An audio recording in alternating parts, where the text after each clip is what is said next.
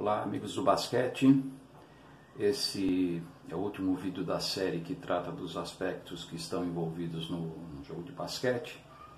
E vamos continuar falando dos aspectos pedagógicos e especificamente sobre a atuação do profissional que trabalha principalmente em nível de iniciação. É claro que muitas coisas que serão faladas aqui também servem para profissionais que trabalham em outros níveis, já que o trabalho do profissional ele sempre é voltado para um lado educativo e isso é muito importante. Enfim, eu espero que vocês apreciem este novo vídeo e continuem acompanhando aí os nossos trabalhos. Um grande abraço. Nesse vídeo eu vou falar especificamente sobre a atuação do professor e do técnico dentro desse processo de desenvolvimento do atleta desde a iniciação até o alto rendimento. Então, como nós já vimos os outros aspectos, falamos da criança, do ambiente, falamos da tarefa, então agora vamos falar especificamente dessa figura que é essencial nesse processo. Eu começo falando de uma pesquisa que foi desenvolvida por pesquisadores belgas que determinaram os 9 pilares que fazem com que países tenham sucesso em competições esportivas e que também tenham programas de desenvolvimento esportivo que podem considerar modelos. Dentre todos esses fatores que estão aí na tela, eu destaco a capacitação e desenvolvimento de profissionais. Então, países que têm programas bem elaborados para capacitar e desenvolver os seus profissionais são países que têm uma tendência a ter um sucesso esportivo muito grande. Primeiro, a gente tem que considerar alguns fatores que levam esse profissional a agir. Então, o primeiro deles é a atividade fim. No nosso caso, a nossa atividade fim é o basquetebol. Então, é muito importante conhecer suas características, a evolução, o surgimento de novas tendências e suas combinações. Outro fator importante quando o profissional vai atuar é ele identificar o cenário no qual ele vai atuar. Então, por exemplo, a atuação em clube evidentemente é diferente daqueles que atuam em escola ou que aqueles que atuam em outros cenários menos formais, como praças, como organizações não governamentais, em comunidades e assim por diante. O terceiro fator é identificar quem são os personagens que vão ficar sob sua responsabilidade. Então nós temos dentro desse quadro os atletas, nós temos as crianças, aqueles praticantes eventuais, portadores de deficiência, enfim. É muito importante que se identifique e se identifique também o significado dessa atuação. Então, vou trabalhar com o quê? Vou trabalhar com alto rendimento, vou trabalhar em nível recreativo, vou trabalhar em nível educacional e assim por diante. É claro que para tudo isso, para que essa formação profissional seja efetiva, é importantíssimo a aquisição de conhecimento. O conhecimento é a base de todo o trabalho profissional, é aquilo que realmente leva o profissional a ter sucesso no seu trabalho. Então aí nós temos um quadro que mostra quais são os tipos de conhecimento que se espera que um profissional tenha para poder atuar de forma bastante efetiva. O primeiro deles é o domínio dos diferentes tipos de conhecimento, ou seja, eu não posso conhecer somente aquilo com o que eu vou trabalhar. Então, eu vou trabalhar com basquete, mas ao mesmo tempo eu tenho que entender que eu estou num contexto histórico, num contexto social, num contexto até financeiro, se for o caso. Então, é importante que eu tenha conhecimento, no mínimo, um conhecimento moderado de todos esses assuntos. Claro que o conhecimento da realidade, no caso do basquete, é muito importante, para que ele possa transmitir aos seus alunos e aos seus atletas informações sobre o basquetebol, sobre a sua história, sobre a sua evolução, não é? O atual status do basquetebol na sua localidade, no mundo, e isso é muito importante, e é claro, tudo isso complementado pelo conhecimento técnico e tático da modalidade. Isso me parece muito óbvio, não há como negar que para trabalhar com basquete você tem que entender de basquete. Mas é claro que isso é adquirido através do tempo, através da experiência. Um outro conhecimento importante é o conhecimento das possibilidades pedagógicas que a atividade oferece, ou seja, conhecer métodos de ensino, conhecer bastante sobre didática, sobre a pedagogia do esporte, mas fundamentalmente o principal conhecimento que se espera de um profissional é o conhecimento do seu aluno e do seu atleta. Isso é fundamental para que ele possa organizar as suas atividades de acordo com as necessidades desse seu público. Em termos de formação profissional, aqueles que vão trabalhar com basquetebol, né, eles passam, evidentemente, no caso do Brasil, pela necessidade de terem o curso de graduação em Educação Física. E dentro desse curso existem as disciplinas básicas, que são aquelas que dão o suporte científico à atividade, fisiologia, bioquímica, biomecânica e assim por diante.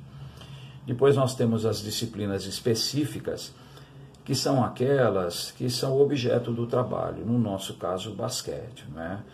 Então essas primeiras disciplinas, as básicas, elas vão dar todo um suporte científico para que eu possa desenvolver o basquetebol como disciplina específica e aí também entender sobre as disciplinas de apoio pedagógico, que são aquelas relacionadas à melhora das condições da prática ou da aplicação adequada das técnicas e táticas que vão ser utilizadas.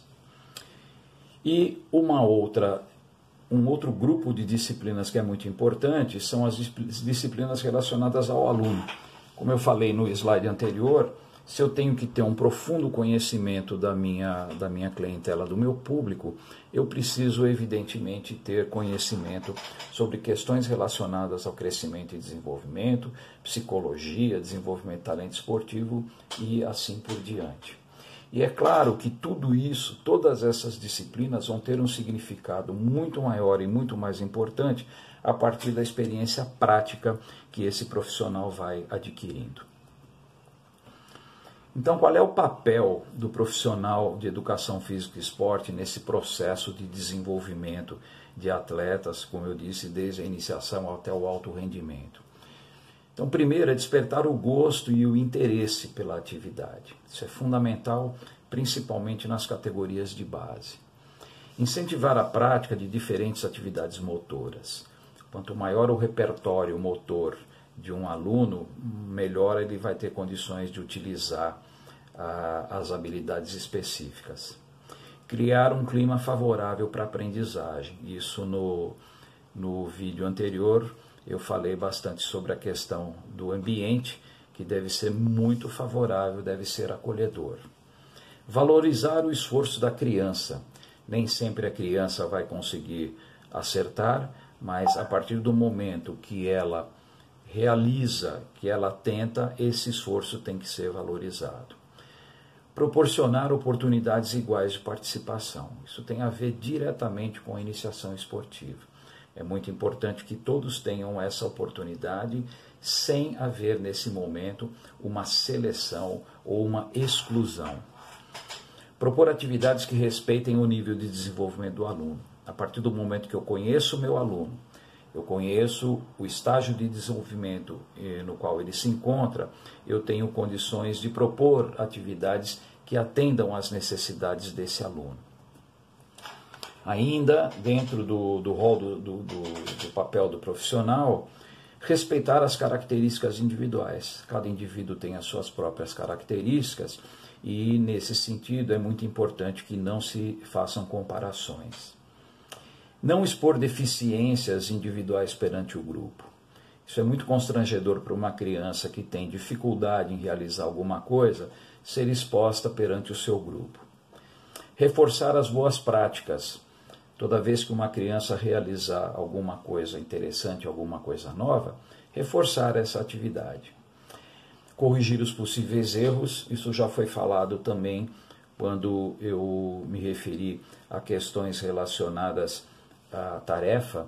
Os erros eles têm que ser corrigidos progressivamente. É muito importante que a criança não seja massacrada com informações. Propor desafios é fundamental. A criança gosta de ser desafiada e é assim que ela vai se desenvolver.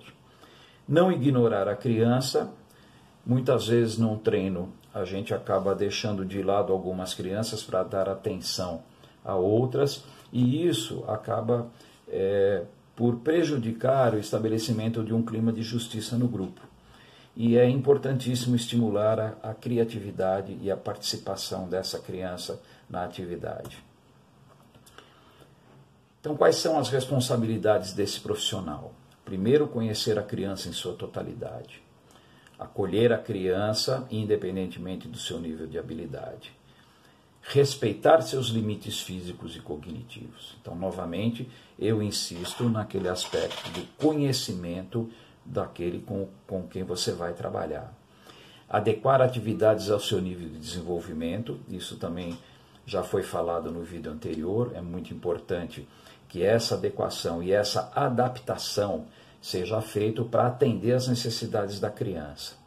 E uma coisa que é muito importante, pensar no futuro de possíveis atletas e também dos possíveis não atletas, que na verdade esse é o grande público com quem nós vamos trabalhar. A maioria das crianças que vão passar pelas nossas mãos não serão atletas. Então nós temos de qualquer maneira proporcionar a eles a possibilidade de estarem praticando o esporte e para que eles possam no futuro usufruir dessa prática, não necessariamente como atleta, mas como um apreciador do esporte, como um futuro técnico, como um futuro professor ou como um futuro cidadão de bem que possa exercer qualquer outro tipo de profissão. Uma mensagem que eu deixo ao final desse nosso papo, que o profissional deve estar preocupado com o desenvolvimento global do indivíduo. Ele não pode pensar somente nas questões técnicas, ele tem que pensar em todos os fatores que vão fazer com que essa criança ou com que esse jovem seja um indivíduo ativo, seja um indivíduo com responsabilidade e sabedor dos seus deveres. Os resultados são consequência desse trabalho. Ganhar ou perder são fatores que estão presentes no esporte a todo momento, e isso deve fazer parte do processo de formação. E uma coisa que é muito importante, ganhar não significa necessariamente ter sucesso, assim como perder não significa necessariamente ter fracassado. Ou seja, o resultado de um jogo não pode ser entendido como sucesso ou fracasso. Muitas vezes a gente obtém sucesso de outras formas e não necessariamente pelo resultado final. E aí eu deixo essa sim a mensagem final, que a criança é a protagonista da atividade. É para ela que nós trabalhamos, é para ela que nós temos que dar toda a nossa atenção, e eu estenderia, não é só a criança, o jovem, o atleta, eles têm que ser os protagonistas. Nós somos aquelas pessoas que vão fazer com que eles se interessem pela atividade, com que eles possam se desenvolver e tenham um futuro legal na prática esportiva, ou como eu disse, não só como atleta, mas como um cidadão que aprecia o esporte. Então, mais uma vez, muito obrigado. A gente encerra então essa série de vídeos. Deixo aqui novamente os meus contatos para que aqueles que queiram entrar em contato, conversar, bater um papo, enfim, trocar ideias, para a gente sempre pensar numa melhora do nosso basquete, na melhora das nossas crianças e daqueles com quem nós trabalhamos. Um grande abraço a todos.